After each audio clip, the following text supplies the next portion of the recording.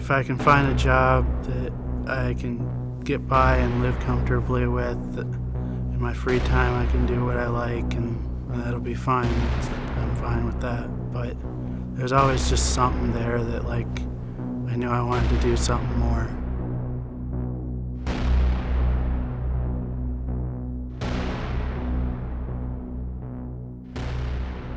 I've been manufacturing for about 8 years, 2 separate companies. I worked a lot just through those years, like 12 hours a day, 6 or 7 days a week, and I essentially was saving up for like a house.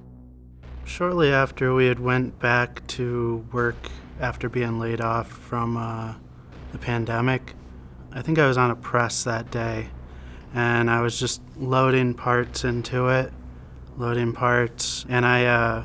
while I was doing that, I was listening to a podcast. It was a philosophy podcast, and it got to Friedrich Nietzsche, and it started talking about like the ideals and how sometimes the things like you might fear the most or despair can be like a sign of what you should head towards, and that you shouldn't like dwell on it, that you should use that and make the most out of your life.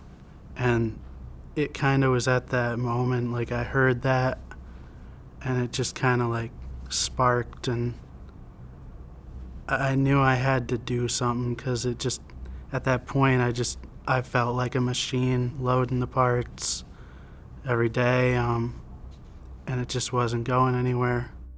I just realized that nothing's gonna change if I don't make a drastic change in my life. So within a month, a week before Thanksgiving, I quit. Ever since I took that leap of faith, the biggest thing for me has just been my mental health has went way higher. Even just taking the year off to just like clear my mind, that was just like one of the best things I could have ever done. I quit so that I could focus on myself, take a step back and look at what do I want to do and what can I do.